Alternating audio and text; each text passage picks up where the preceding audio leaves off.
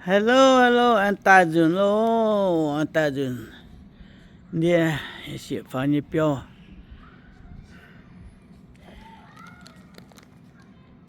Phải chơi. Nông chán lộ miền nhịp bình. Sẽ bận bơ. Sao tu tỏi dễ nha, mãi tu biểu. Tại yếm chân, chấm chạy lô như bà mãi tu biểu yếm chân ở quê giàu hả. Tại lộ nhau hả. Chơi à. Sẽ phá nhịp biểu. Nè, đều nhịp biểu. Tổng tàu. Kinh bật chín yêu hay lọ bữa một tuổi à kinh bốn xe chẳng vậy luôn biến tựa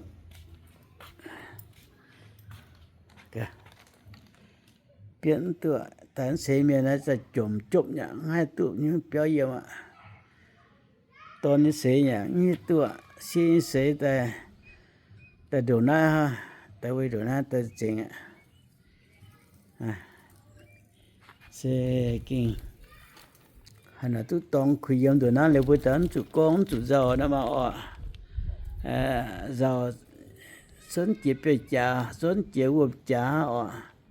một cái tông tàu đó là gì tìm đi xem mang gì chóm này chóm tua tẩy nha trên hai chóm này chóm tua tẩy nha anh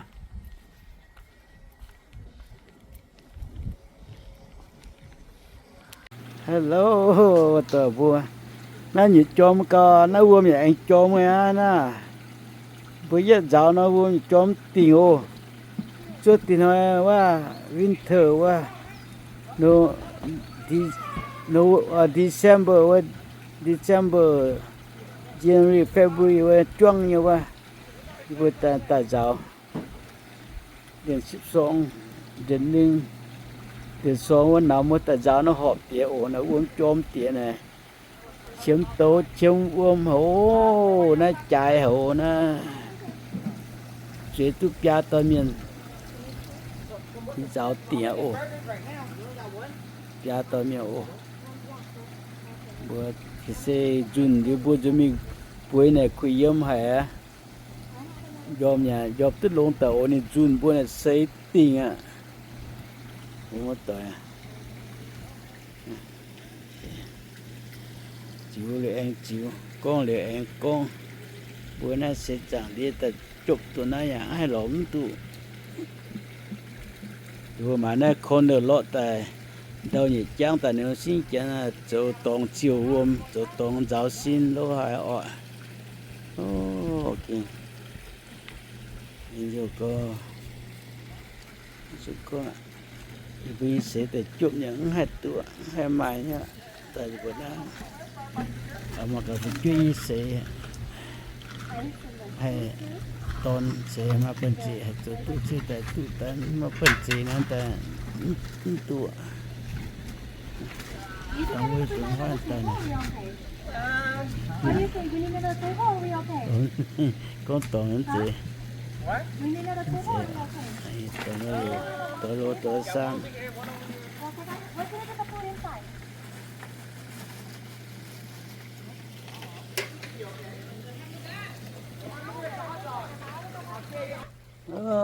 một tuổi à xe nhiều chuyện rồi đó mà nhiều chuyện mà bốn xe mẹ tụt nó béo mà do diễn tên là yêu nó tại vì chẳng hông mẹ nó thì chẳng hông mẹ ô chỉ có cái nhân thì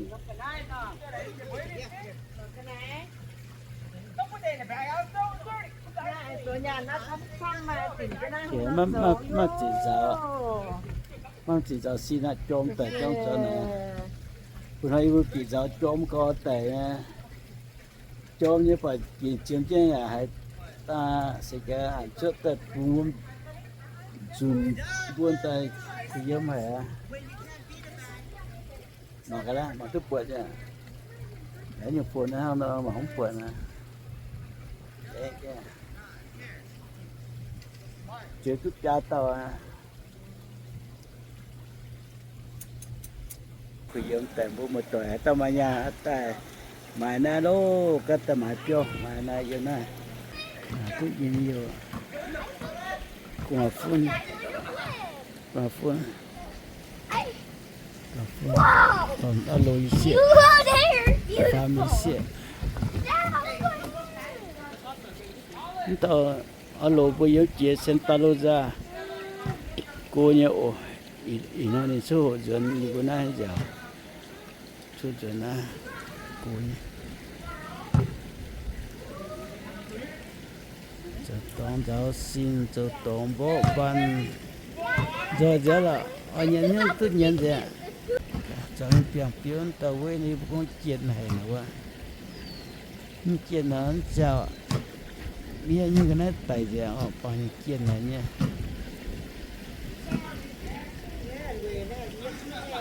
toàn là u rồi ban với toàn là san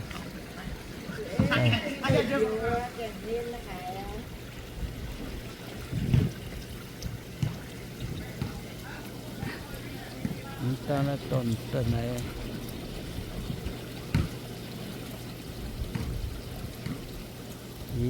như tuần là cao rồi mình hay khung biển như tàu á biển như tàu tuần này như tàu này mình biển bữa quê mẹ sao của mình tàu tuần à và bớt bên hàng xe nó như tụ ngay chỉ theo châu vài nữa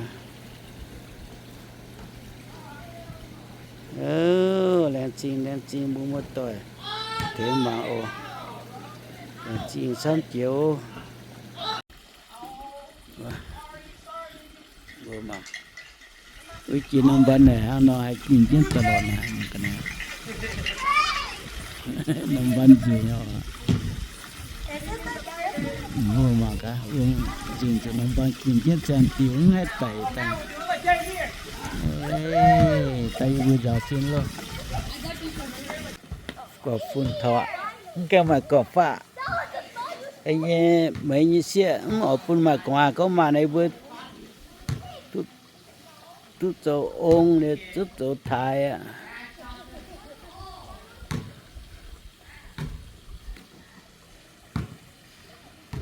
bút chỉ tờ chị ô đang tiện chị ô miền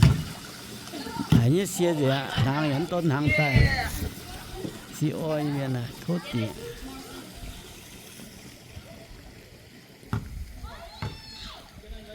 ơi tờ tiện chết thôn thở Sawasdeeครับ No pictures. Sawasdeeครับ speak Lao speak Thai này tại bữa chơi nó cái này này đi bữa chơi hộp bia chơi hộp tiêu cả tao chơi từ bia bữa chơi hộp bia hộp tiêu chơi nó nhiều hay là kinh nhiều tiền là chỉ con gì hay là kinh hay là bốn ngày này sức cái xe ta tụi nó ồ mất tuổi à sức cái xe hay ta tu tổng tàu yếm tụi nó nên tao chỉ có người kinh nhiều hay bạn có phun ra xin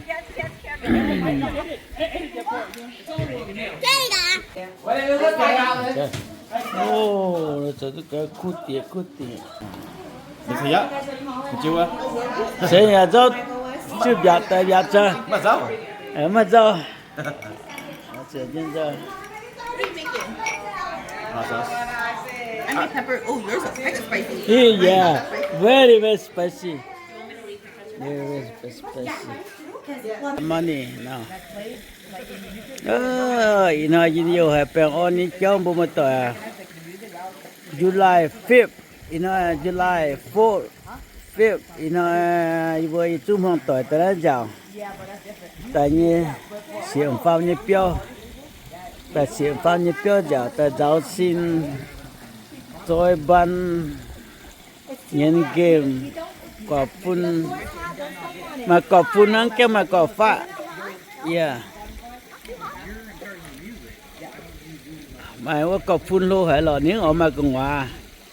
cũng chỉ nó đi mà cùng hòa đi nó như vậy như tu thái luôn tu ống hơn cái tu thái ô mua tỏi à tu ống hơn cái tu thái ơ này tu ống ha cọc phun nó thì là phải phun trong họ tỏi Dominic, we're gonna bring a basketball. Where you going? What's up, bro? nó xuống tao Talk like that, then you're gonna fall out.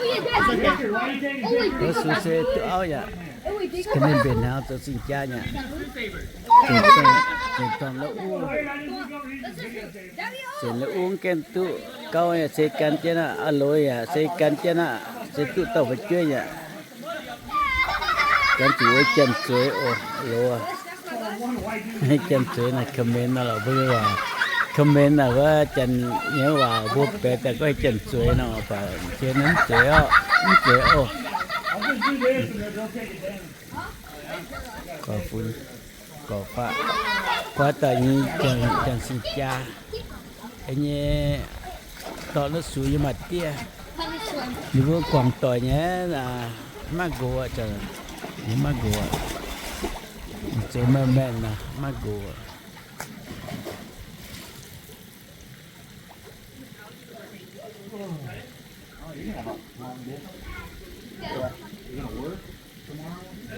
I haven't even slept yet. I need to pack up, and then I'm gonna go tomorrow. I gotta go work at 6:30 and get off at 12. Shower, instantly, and then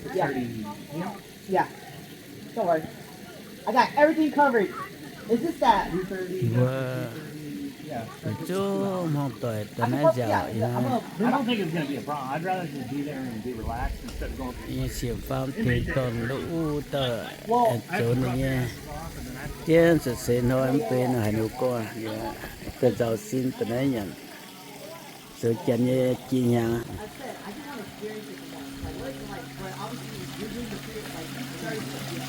thank you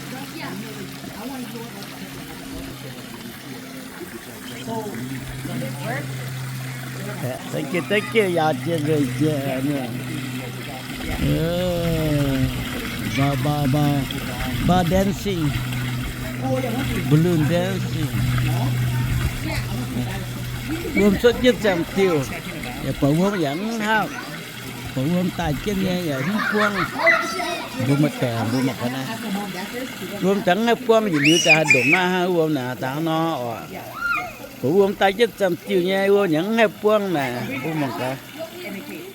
ai từ phun ấy chân chỗ giáo sinh như toàn kinh dinh vô co bu một tỏi mà cả